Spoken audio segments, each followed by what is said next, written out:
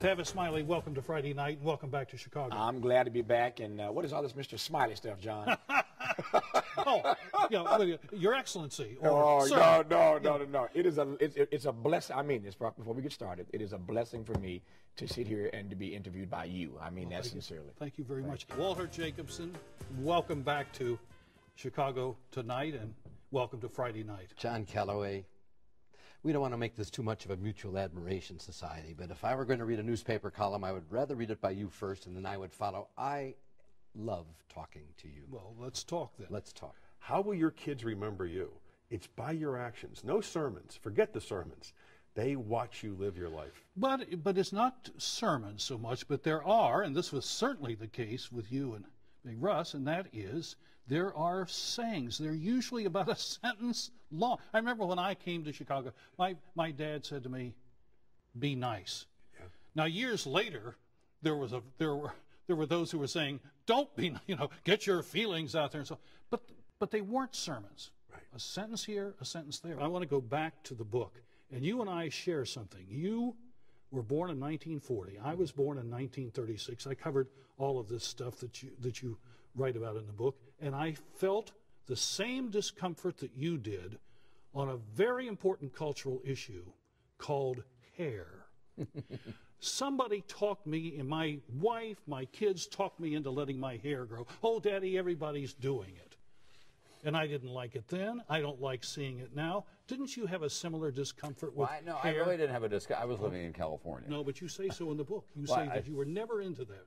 Well, you did it, but you weren't into it. Well, I wasn't into it, but I knew that it was fashionable to let your hair grow a little bit longer. And when I did, somebody who started his career here in Chicago, Bob Mulholland from NBC, came to me and said, "The hair has gotten too long." I said, "Look around at everybody else." Have you ever felt that your anchorman voice was a detriment as well as an asset? In other words, there's some people, well, he's a beautiful anchorman with a beautiful voice. What the hell does he know? A little bit. And for instance, you have to be careful because you can get on the phone and give the wrong impression because you sound like an announcer. Well, I was going to say, I keep thinking what you would have been like as a child. Mother, may I have some more milk, please? David, time has run so quickly. Welcome back to Chicago. Well, I think they'll just replace us very soon with two cool hot guys who can get into a mud wrestling thing. We're on our way out. But how pleasant to be with you. Thank you. Great to see you again. Thank you for this, John. You're going to go to heaven for letting me do this. Thank you so much. You're a pal. I'm John Callaway. Thank you and good night. We just saw John with all these experienced, seasoned, legendary journalists, and yet John was so good to young journalists. He was, but we're just thinking as we're going through the catalog of those people, how many of them are gone now. And you wonder, you once asked me a question that completely threw me. What was that question? In an interview. You said, "Do you consider yourself driven?" And I tried to lie. No, really, I feel I'm very stable and balanced. I can't believe I was that cheeky with Carol Marie. But you know what? It was the sign of a really good question. I wasn't ready for it, and I tried to wiggle out of it. But I think about all of us and all of them. This is a driven business. We're driven people. John didn't sleep. Why? Because there weren't enough hours to get it all done and to do more and to be more. I think we take a lot of vitamins at this stage in our life because, to make up for all the sleep we didn't have. And it's not just covering stories. We're driven to get ahead of one another. And, he wanted to climb, and he did climb in the ranks. And yet, John did not have that sort of competitive streak in the sense of wanting to mess somebody over in order to get a story. He was not that kind of... But he was driven, but he was not competitive in a way that was... But he wasn't going to let somebody walk on him. You saw it in the interview there with John Stroger, when he tried to filibuster. So, he knew how to stick up for himself. He certainly had an ego, and he certainly had a sense of himself as an accomplished journalist. He liked to hear that. And but he had the kind of ego that wasn't, he didn't need to dominate people. Everybody that some people I interviewed today said he was a terrific boss because he worked with us. He wasn't setting out, this is what we're going to do. It was a joint effort, and I remember that particularly in our morning meetings for Chicago Tonight when John was the host. They were wonderful because they They were real exchanges of information. Absolutely. It was collaborative. He set a collegial tone. And he always said, you know, well, if we do it right, we're really going to get some business done. And I heard him say that, you know, again in the piece.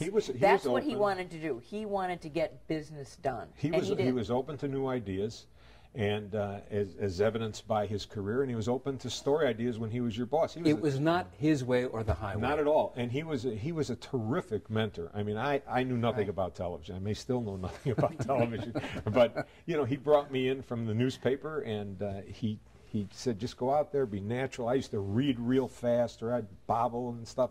He said, just talk to the camera, pretend it's a person.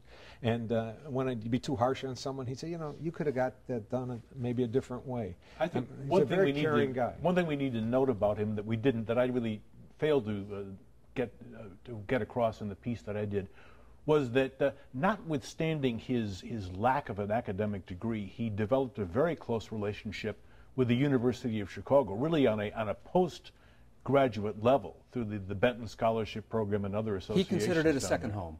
He considered it a second home. And, you know, we alluded to the fact that John didn't have a college degree, and he talked about it himself.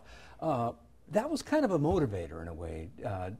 Did you not think, Carol, that there was a part of him that always felt just a little sensitive about not having graduated from college, that in a way gave him this energy to excel? I do, and I think, you know, if we're honest with ourselves, for whatever we might have done that we think we did pretty well at, there's the insecurity of, you know, this is a business where things don't last, and where there's always someone smarter and there's always someone better. And I think that curiosity, his curiosity was real. It wasn't goal-oriented, that this will take me there. It's just that he couldn't help himself. If someone, I said this today, if somebody said, John, you're going to have to do a report on chicken wings, he would end up knowing encyclopedically more about chicken wings than the chicken, you know, than the science journals, because he couldn't stop at just knowing a little bit. He had to feel he'd covered it. And he was able to impart that to everyone else. That was what was so wonderful about working with him. And the way he did mentor, I mean, nothing was more satisfying than have John call on the phone even and say, the story you did last night was really terrific. And that was not an unusual thing to do. Absolutely John was lavish with his praise. You know, all of us have received notes, emails from him saying, good job, or that show last night was really compelling, or that piece, Rich, that you did. Although there's a little insecurity, though, because sometimes he would ask you, do you think I did this well? Or should I have said this? Or would you have done it a different way? How unusual. An insecure person on camera? Yeah, man. Horrors.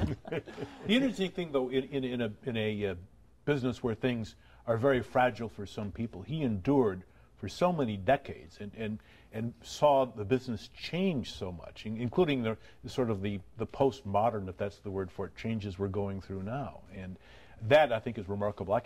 Who else in the city has been in the business as long as he was now? Well, one of the key moments in his life, in his professional life, during the course of his career, had to do with the 1968 Democratic Convention. And as we reported, 3 months before the 1968 Democratic National Convention in Chicago, WBBM Radio switched to an all-news format. And as news director at the CBS station, John was in the thick of it. Last August, he and Joel sat down with Christian Farr to remember those days from the summer of 1968. And here is a part of that interview in which John recalls a riot on Wells Street.